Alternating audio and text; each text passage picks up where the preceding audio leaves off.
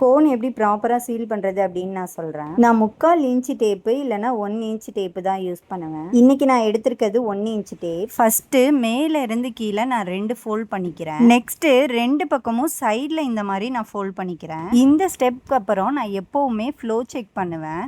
In case நான் flow check பண்ணும்போது flow கரெக்டாக வரல அப்படின்னா இந்த கோனில் உள்ள பேஸ்ட்டை நான் வேறு கோனில் மாற்றிட்டு அடுத்து தான் நான் சீல் பண்ணுவேன். ஒவ்வொரு கோனுக்குமே ஃப்ளோ செக் பண்ணுறது ரொம்ப முக்கியம்.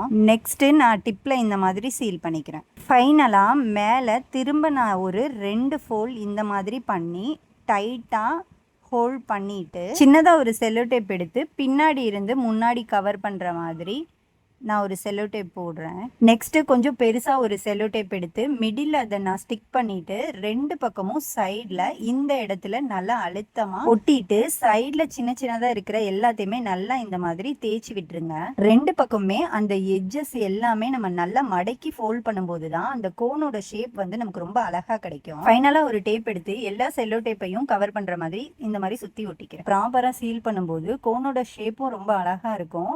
ஃப்ரீசரில் நம்ம வைக்கும்போது செல்லோ டேப்பும் பிரியாது.